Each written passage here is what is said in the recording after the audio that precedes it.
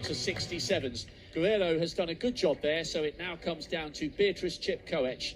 We mentioned at the start, I mean, when I first saw her name, Sonia, I thought she was going to have an attack on her PB. And brilliant that she's decided to come along and help out Letesambet Gide in this quest for history. Well, I think Beatrice, she ran in Doha just under 2 weeks ago, 8:22 for 3,000 metres. And, you know, the season is so short this year and very few races that she didn't want to just go home and end the season early. And when she asked if there's any more races and was heard about this race, she wanted to come and help to set the pace and to be involved in this world record attempt tonight. And we are delighted that she has come along. Low 69s, it's okay, but we now need to start seeing this pick up a little bit towards 68 seconds. It's been interesting, Sonia, the conditions. I know you're slightly concerned about the humidity, especially for Joshua Cheptegei's 10,000 metre attempt, which will be coming up in around about 20 minutes' time. But as far as the wind is concerned, it's dropped perfectly from quite a blustery afternoon. Well, the wind does tend to pick up here in Valencia in the afternoon, but, you know, we've been here for 3 days now and noticed each evening that it has dropped down, so that was never really a concern. I think Gide, you know, she looks like she is so focused here, and, you know, while she's got the back of Beatrice Chepkoech to, you know, keep her focus on, then she can be as relaxed as she is looking here right now, and they are still clearly ahead of the green world record pace lights and sticking with the blue ones. And they go through here again now, and it was about 68-second lap again. So they're right on pace, because this is what she wanted, was to increase over the next 3 laps. And so after this lap, they'll be dropping down to 67s. Well, in fact, it looked like unofficially that might have been a high 67s, that one, 67.8. You've broken a world record. I mentioned that great race with Yvonne Murray back in 1994. How different is it in your mindset when you're going for a time instead of a medal? The mere mortals among us don't know the difference. You do.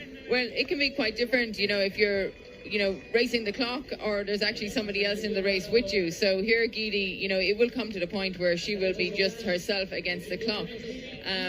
You know, when you're with another athlete there, you have to make your mind up what's more important. But here it's specifically on the time, and I suppose it will be, you know, how committed she can be to really up her game and to push on and to, you know, really needs to move up a little bit here now on these lights. They're right on world record pace at the moment. And Gide, she has, you know, let us know that she is an athlete who needs a consistent pace throughout the race. She's not somebody who, you know, picks up her pace dramatically over the last few laps, like someone like Turnish Dibaba would be, you know, and you gain bonus seconds in those last laps, whereas I think she really needs to stay ahead of those green lights as much as possible here tonight. Yes, especially because when you bear in mind how Turnish Dibaba finished that world record 12 years ago, she ran the last kilometre in 2:42, the last 800 was 2:09, so you're absolutely right, Dibaba tended to finish with a flourish, and what a fantastic record it would be to take. I'm really excited by Gide, even if she doesn't do it tonight. When she won those 2 editions of the World Junior Cross, you knew then what a special athlete she was going to be, because that really takes some doing. You sometimes see athletes come through and win 1 World Junior, but to be around that young, early when you're 17, to win the first one, and then to get the second one when you're 19, you know you're dealing with somebody who's very capable, and injuries notwithstanding, someone who's going to be around for a long time. Well, the World Junior Cross Country is one of those races that you see the most fearless athletes out there. You know, they just attack the race, and it's a step into the unknown. To see athletes, you know, push on from that, and we just had another 68-second lap there now, so we're still maintaining good pace here. You know, so I think Gide, she's really making a name for herself now. She was second at the World Championships last year.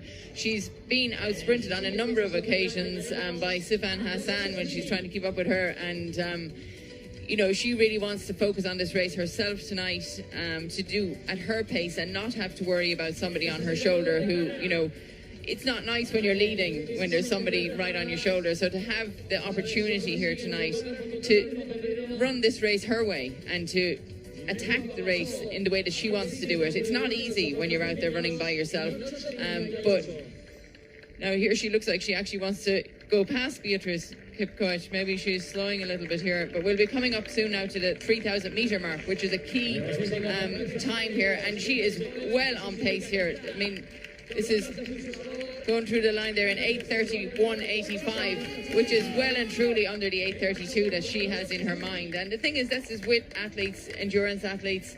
They do the training, but you have numbers in your head that, you know, when you hit those targets, it gives you that extra bit of confidence going into the last few laps. And, you know, there's 5 laps to go here now. Next time around, we'll have a mile to go.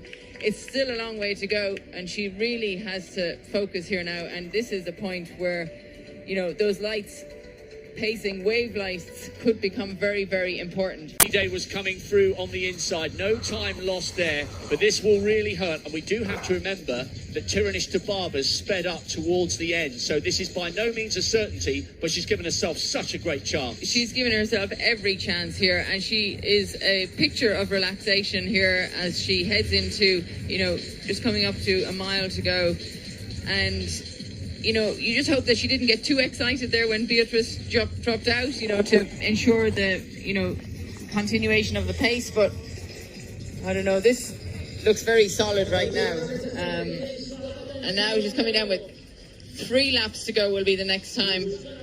You know, when you get inside that last kilometre of the race, that's when you really, really need to dig deep. And when you can dig deep, because it's the final section of the race.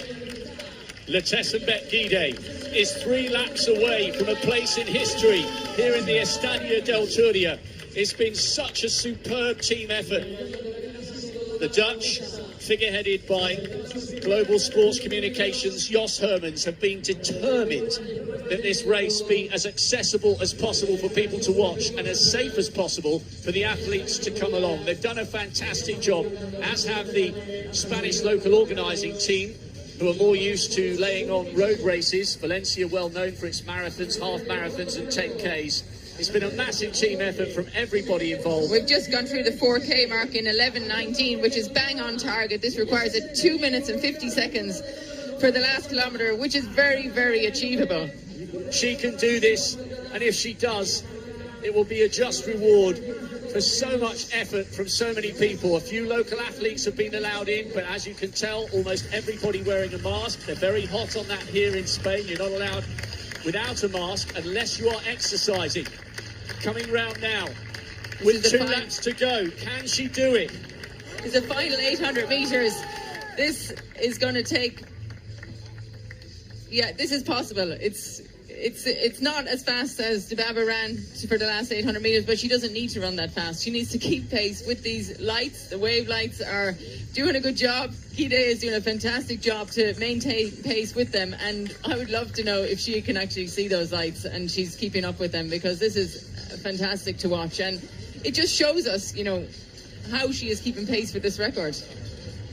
Her form has been maintained beautifully. She's a lovely flowing runner to watch. Now it's got to her. She's in uncharted territory here.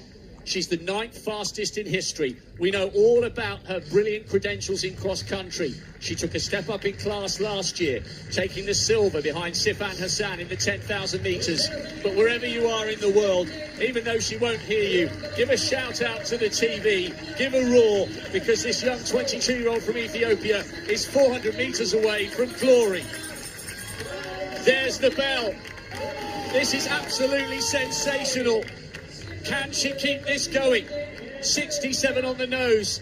It's been metronomic. Lap after lap after lap.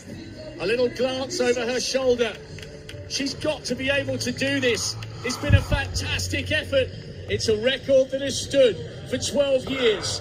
This has been a year that's been so hard for so many people. And here she is, pouring her heart and soul out here. An inspiration to young women all across Ethiopia, all across Africa, all across the world. This has been a performance of such heart.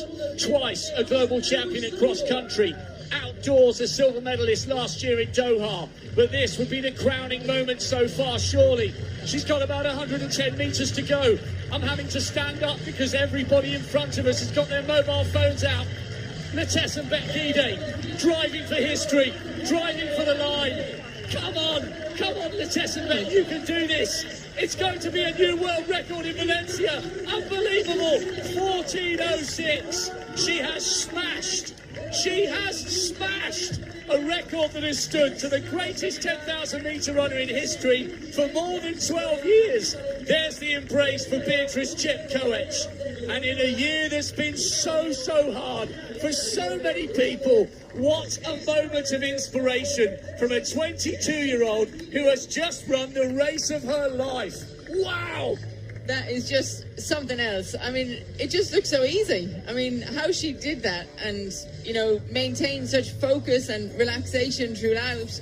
I mean, it's just unbelievable that she was able to maintain it throughout and by herself over those last 5 laps was absolutely amazing. She just got quicker and quicker, and, you know, for us to be watching the wave lines, she was just running further and further away. It was just a perfect, you know, start to the night. I think Joshua Cheptegei, you know, was the focus for tonight, but now he's got a lot to live up to when he steps up here for the 10,000 metres in a few minutes' time. Do you know what, Sonia? That was just an absolutely amazing piece of distance.